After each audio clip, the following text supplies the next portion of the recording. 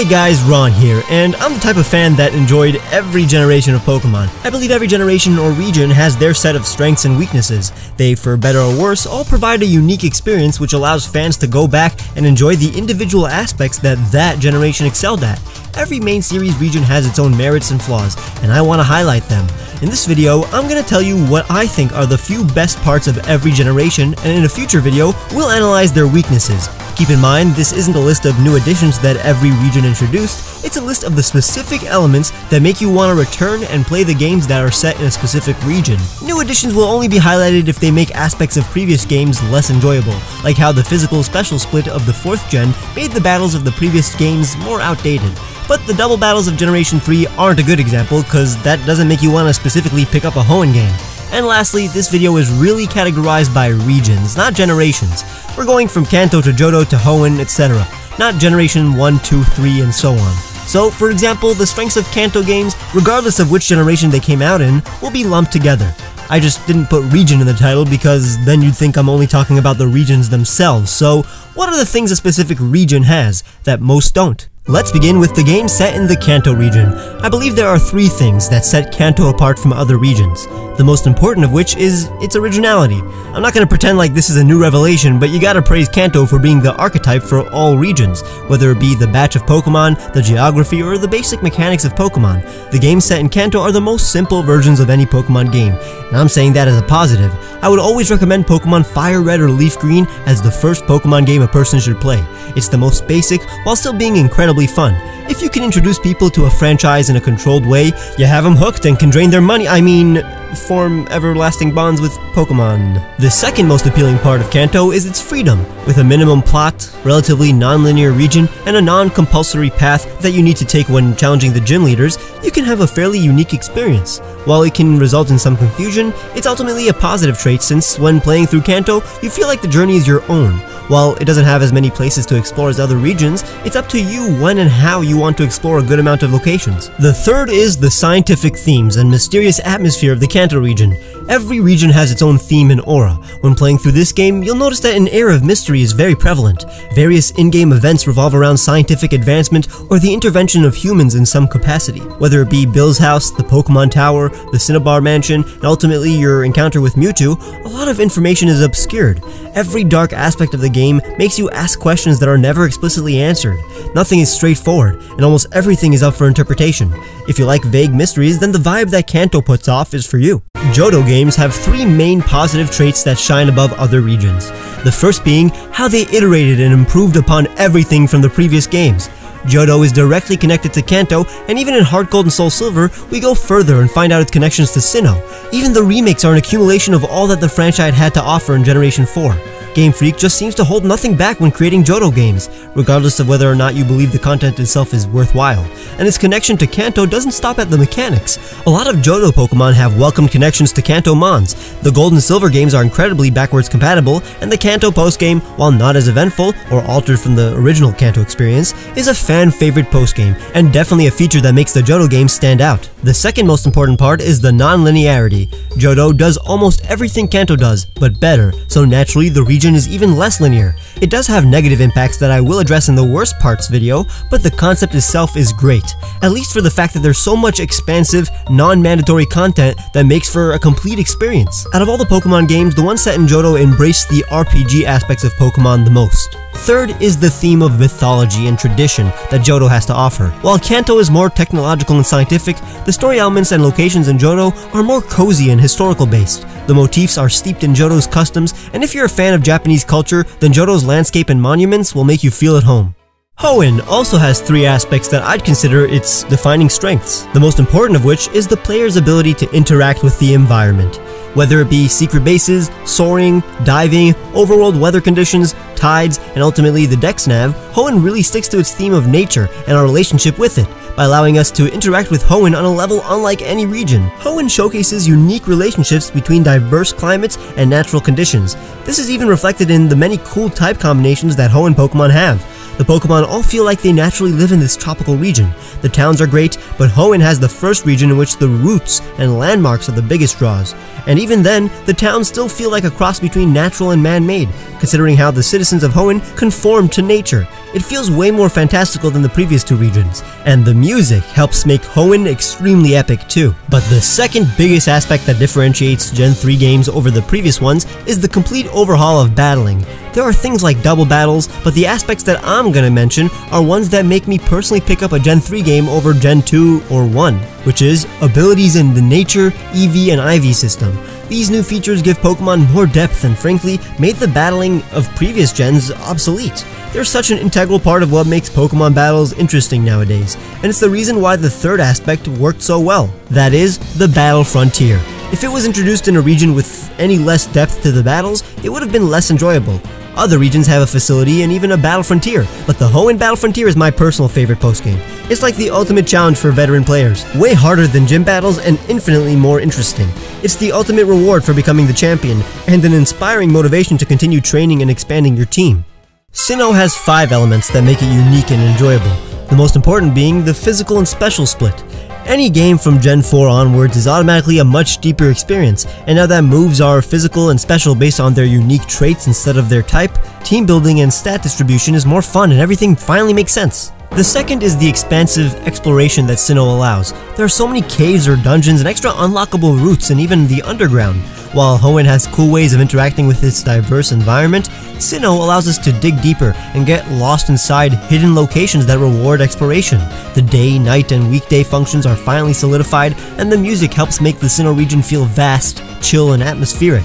But all of this comes together in the 3D routes that Sinnoh exhibits. There are so many layers to the routes of Sinnoh, peaks and valleys which fit perfectly in a heavily mountainous region. The third aspect that Sinnoh excels in is events. It has a fine balance and assortment of Pokemon who are unlocked by story-driven events. This does exhibit a negative considering they are not accessible nowadays, but for its time they were well done. The fourth aspect is something that Johto and Sinnoh both excel in, and that is iteration from the past regions. While generations like 3, 5, and 7 try to give us a new experience, Sinnoh is one of the best at simply giving us a solid experience that builds upon and improves a lot of the features that we've seen from previous games and regions. An example of this is all the new evolutions to old Pokemon, which I personally loved, and even small things like the ability to create secret bases inside the underground and the inclusion of contests. The point is that they tried their best to keep everything in, regardless of the outcome. And the final aspect that makes Sinnoh games great were the legends and expansion to the entire lore of Pokemon. We were given gods of Pokemon and more stories to chew on for generations to come. Even some characters like Cynthia and Looker made reoccurring appearances in later games. A lot of what Sinnoh did affected the entire story of Pokemon. Unova, however, has 7 different strengths that I want to outline. The first and biggest one is the most obvious. Unova excels in its plot more than any other region. From the story to the characters themselves to the arcs those characters have, the theme of opposites, balance, and unity were more nuanced and provocative than any other region's theme and goal. It seems like there is a point to these games. The characters constantly give out nuggets of knowledge, and all of them, from the gym leaders to N, are noticeably fleshed out and three-dimensional. They all have aspirations and goals outside of being the very best, and the diversity of designs and backstories of each character is more substantial than all previous 4 regions combined. The second biggest feat was the expansion of 3D routes and even more dynamic towns and locations than Sinnoh. Many locations have layers and multiple perspectives. They took the best aspect of Sinnoh, its roots, and expanded upon it. While many people think that the progression from place to place in Unova is linear, they never take into account the many split and off-beaten paths that almost every route or landmark has to offer. This is how you progress through the region. But these are all the paths you can take and places you can explore. And seasons make exploration even more fun. You can go back to multiple locations and see how things have changed and even access new locations. It's my personal favorite feature, and it's the one I wish wasn't abandoned in subsequent games, because it makes these games extremely replayable. The music even slightly changes based on the season. The music itself is a strength of its own. Unova has the biggest soundtrack to date. Everything has a unique track of its own, and some music changes depending on whether or not you're walking or standing or even who you talk to. You have an exclusive track for when your Pokemon is at low health or when a gym leader is up to their final Pokemon. And most importantly, a lot of these tracks are remastered in the sequel along with tons of new tracks, which brings me to the next strength, the fact that we have a direct sequel to finish off the story within the same generation.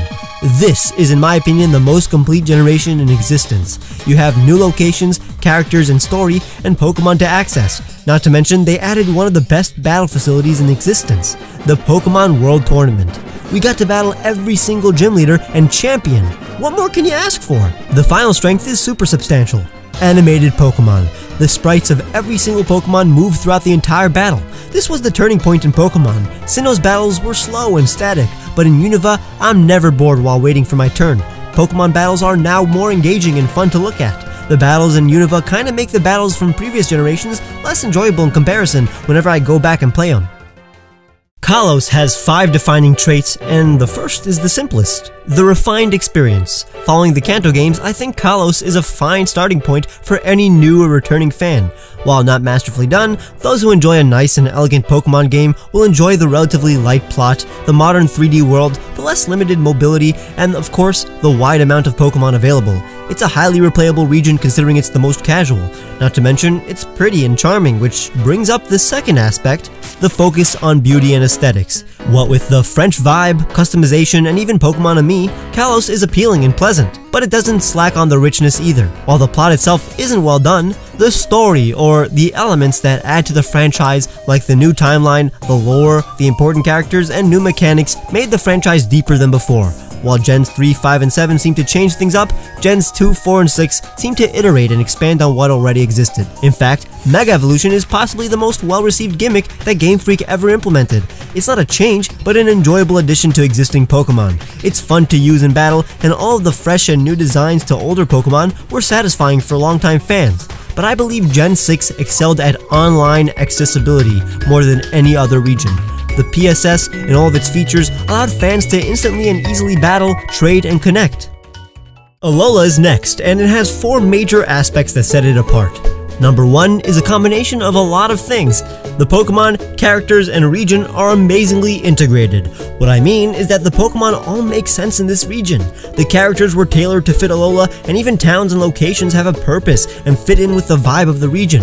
Everything in these games only makes sense within these games. Every aspect is cohesive and well planned. Even the Island Challenge and the Totem Pokemon make sense in Alola. They are also an amazing and unique aspect of this region, but they fall under the first category because I can't imagine them in any previous regions. The Alola forms are also a huge advantage that this game has over previous regions, and it makes total sense for a tropical region like Alola to be the one to debut regional forms. So yeah, the first aspect is kind of a combination of like 3, so if you want you can say that Alola has like 6 major aspects. Overall, all this integration extends to the overworld. Everything is vibrant, and we have so many characters and Pokemon in the overworld interacting with each other, it just feels like a livable world more than any previous region, but that's kind of subjective. The second aspect kinda blends in with the first, and that is that this game excels in change and mixing up the formula. This game is the least formulaic of the Pokemon games. I personally love Totem Pokemon more than most of the gym battles of the first 6 generations, and I think that with the EXP share off, the battles in Ultra Sun and Moon were more challenging than most main games in the series. Getting rid of HMs and adding tons of quality of life improvements really helped too. The next aspect that this game excels in is the plot. I'd say it's the second best in the franchise. You get attached to so many characters in these games, and if you pay attention and prioritize the plot, you'll get rewarded. Next, this game has some of the deepest metaphors and themes, the most important being the alchemical references so much of this generation illustrated. It was a feast for those who love to theorize. And finally, Galar. It has 5 aspects I believe set these games apart. Number 1 being the overworld Pokemon interactions. This applies to the wild in general, whether it be roots or the wild area. Encountering Pokemon in the overworld, seeing how they interact with you, and understanding their personalities even more than before has made catching Pokemon more fun than any other generation prior. The Pokemon are more lively and entertaining, and the wireless PC allows us to interact with as many of our team members as we want to. And even Pokemon Camp, while I hope it will be expanded upon in upcoming games, is a fine example of how the Pokemon themselves really shined in Generation 8. The wild area, even with its flaws, was a great way to get immersed in the world of Pokemon. It's just a taste of what is yet to come. The second aspect is maybe equal to the first, but I think the Gym Challenge and Champion Cup were done way better in this game than any other. The basic progression of every Pokemon game was masterfully done in this one. The gym leaders themselves have fantastic designs and personalities. The battles, thanks to the stadiums, the music, and sound effects, and even Dynamaxing, are more legendary and grandiose than even the best gym battles in previous games. The Champions Cup was a perfect way of implementing an anime-style tournament, and the Galar region's emphasis in Pokemon battles allows that aspect of the franchise to shine brighter than it has before. This was enhanced by the third aspect. The soundtrack heightens the gameplay experience more than any other Pokemon soundtrack. I don't think Sword and Shield is the very best soundtrack in the franchise, but it's the one that is the most necessary, and the one that plays a part in the overall experience the most. Every important battle in this game wouldn't be as important if silent. Next is how accessible competitive battling is in this generation. I'm not saying the meta itself is the best, but the ability to enter it is better than it was before. It has gotten easier and less tedious to catch, breed, train, and battle. The battles themselves and the online rules may not be the best, but creating a team has never been more straightforward. And the final things that set the Galar games apart are the DLCs. The Isle of Armor and Crown Tundra speak for themselves. Regardless of whether or not you think they should have been in the games in the first place, just the fact that DLCs exist instead of a third version and all the fun additions that they added or will add indicates another step in the right direction. If you want to see the worst parts of every generation, leave a like, especially if you enjoyed. Make sure to subscribe if you haven't, and check the description for the t-shirts I made for you guys, my Patreon, or click the join button to become a member and get awesome rewards like seeing my videos days early or Pokemon icons near your comments. Follow me on Twitter and Instagram, and I'll see you guys very soon.